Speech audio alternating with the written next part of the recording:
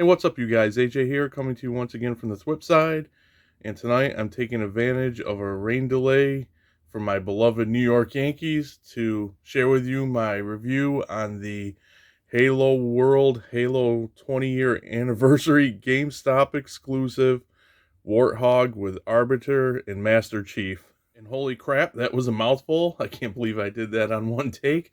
But anyhow, usually don't do this type of scale. The World of Halo scale for figures, I believe, is 4.5 inch. But as I was taking a look at the Spartan collection, the World of Halo figures caught my eye, and I think they look really cool. And who wouldn't want a Warthog in their collection if you're going to collect Halo figures? And I think this is a line that I'm finding myself more and more into. So I wanted to pick this up and check out these figures, check out the Warthog, and see exactly what we've got here. Now, as you can see, it is a pretty hefty size box. It fills up almost all of my tiny review station, but I do like the graphic of the figures in the Warthog. Of course, you got the Halo logo. You can see the two figures themselves. 20 years anniversary logo. It is a GameStop exclusive, like I said. 13 pieces. Let's see if I can do this without knocking it out. It's another thing. My cat's been butchering my tiny review station, but top you just get Halo, Warthog with Arbiter, Master Chief. Another 20-year logo. On the back, let's swing it around. Get another nice, cool picture. That's a drawing, not the actual product. More logos. I can't get the sides without hitting my camera down the way I'm. Oh, another 20 years. And actually, a product shot of the Warthog itself. So I'm going to rip this thing open, take everything out, and we'll take a closer look. So before we check out the Warthog, I wanted to check out the figures first. This is my first time with the World of Halo, like I said, for 4.5 inch scale. And seeing that I've done Master Chiefs in the bigger scale, I wanted to check out the Arbiter first. And I think he looks really cool. A lot of detail for a small figure. See all this intricate patterns along his armor plates. His head, his face is kind of hard to see, but it's buried in the helmet. We have some really cool bronzish gold color. But yeah, a lot of details in this guy. All throughout the armor. And the paint apps on the armor, really cool. Flesh it out. Give it a type of used, maybe tarnished look, maybe I should say. And then you got the purples underneath. These nice wraps. All throughout the figure. So yeah, really well done. He looks really cool. And then the Chief, he's no slouch either. Master Chief, of course. You see some damage right here on the armor. I think there is slight paint besides the base plastic to give it a worn type look, or just could be the plastic itself. Visor's nice and shiny.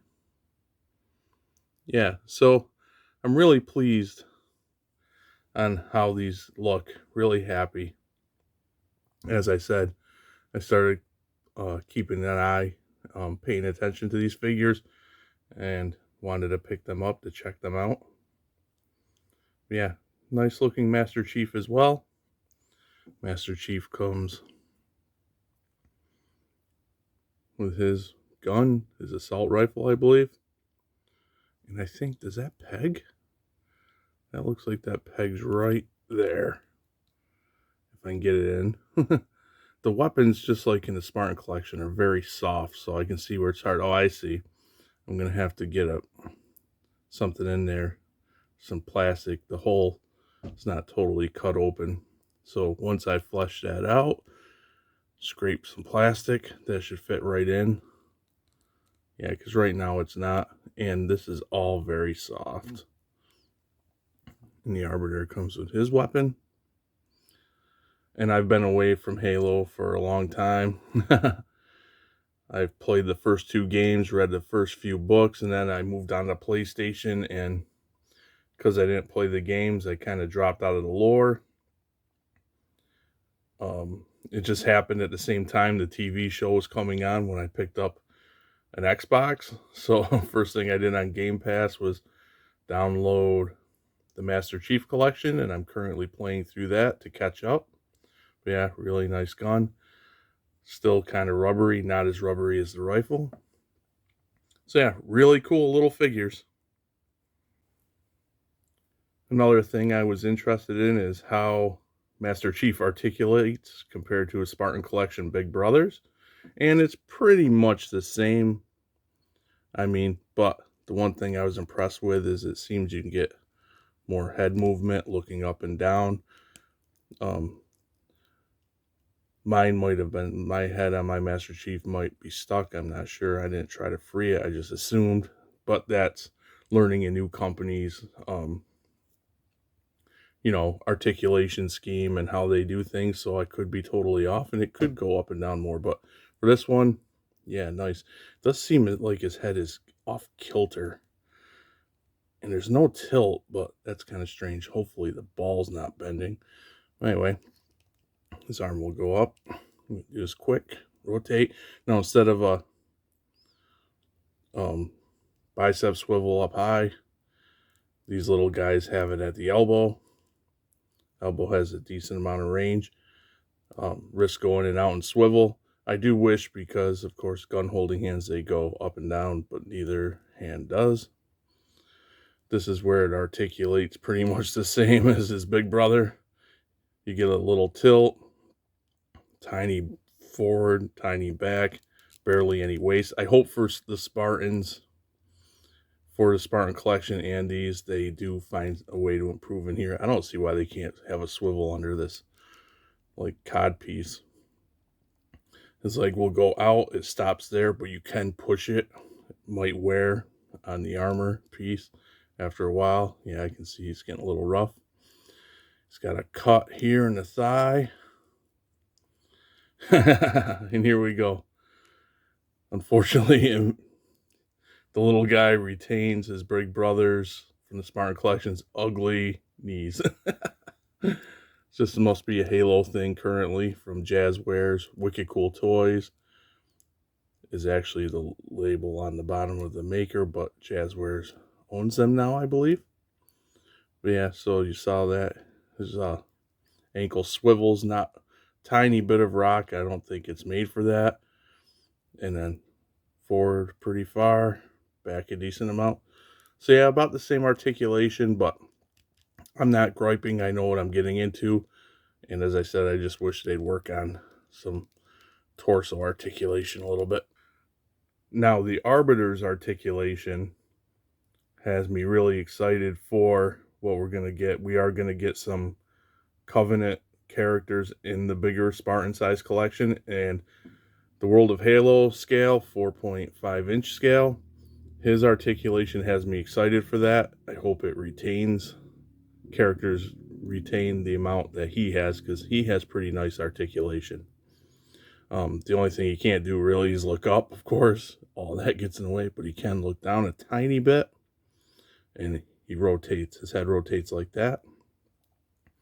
Now, why his arm doesn't go up fully, because it crashes, that's okay. I would like to see it go up a tiny bit more.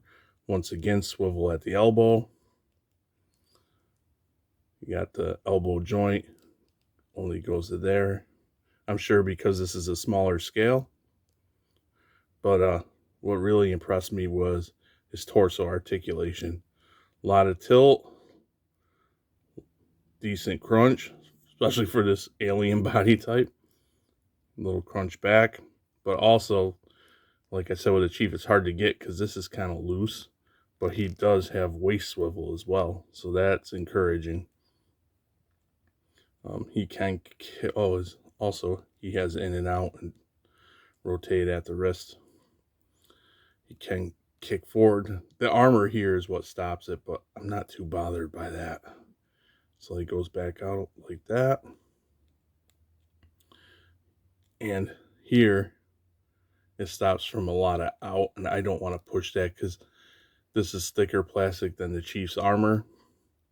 So yeah, that's okay. And then he's got a swivel at the knee. His knees aren't quite as ugly. They bend there, and they bend almost all the way back up.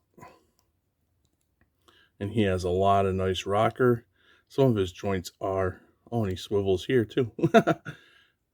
He's well, he flops a little, but I think it's because his foot is so big. Some of his joints are really loose. His toe goes back, foot that far, up that much. But yeah, some decent movement hindered by his armor, just the design of the character, but really encouraged by all this you get at the waist. Just wish that his torso wasn't so floppy. And it's also kind of hard to get to the waist because of the floppiness, but that is not a complaint. That is just pointing it out. Now, as you can see with the Warthog, there is some assembly required, so I'll get that put together real quick and then we'll check it out. A quick note also is when I was taking the pieces out to build a Warthog, I did find these figure stands, and they're made to look like terrain pieces for the figures, and they can interlock, so really appreciate that. That's a nice little extra, I think. Pretty cool. Now, as we take a look at the Warthog, I will say I have nitpicks, not bona fide gripes, but nitpicks. It looks really nice. There's a lot of nice detail, but it looks plain to me. I think I would have loved to have seen some paint apps on it, some wash, some dry brush to dirty it up. It is a war vehicle, and it'd been cool to see that. Some mud, maybe. But yeah, you can look inside, see the shifter. I'll point out the shifter, some dials and such, steering wheel, the seats. Yeah, it does. Excuse me, it does look cool. I mean, but think about what a wash and a dry brush would do to this thing. It'd really bring it out and just make it look worn and used and like it's seen some battle. I'm surprised there's no markings like the UNSC or anything markings on it at all. That kind of surprised me. So yeah, a plain Warthog basically. Back up a little. But like I said, those are nitpicks. It does look nice. And I've never really painted or customized with paint myself. So I have been watching videos on that because there's a couple models I'm thinking about picking up and trying my hand at it. But I might try on this. I mean, look what a wash would do with the diamond plating in here. I think that would really bring that out. Yeah, besides that, it's a good start. Just wish the paint apps were there. Some weird residue on the bumper. It just wiped right off. But yeah, I think if we got the worn look, like it saw some action, it'd be cool. The tires are like a hard rubber. And of course, let's back up the gun, which swivels. Oh, see that popped off because I don't have it on right all the way. Let me push. It's a pain. It's a ball joint, but it likes to pop. Originally, I thought it was supposed to pop all the way down. But yeah, it's kind of a pain because I was trying to see what it had for range. Now I can't get it back on. This is a pain. But yeah, I hope I have it. But it rotates all the way around, and on that ball, it can. See, now I have it too far in the ball. It can angle up. Now in here, it popped off, so I'm just like, in here it looks like the gun can rotate there, but that is tight.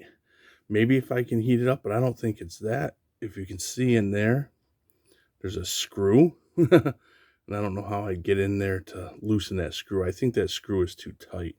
And I was hammering on this thing to get it to move, and I can't get it to move.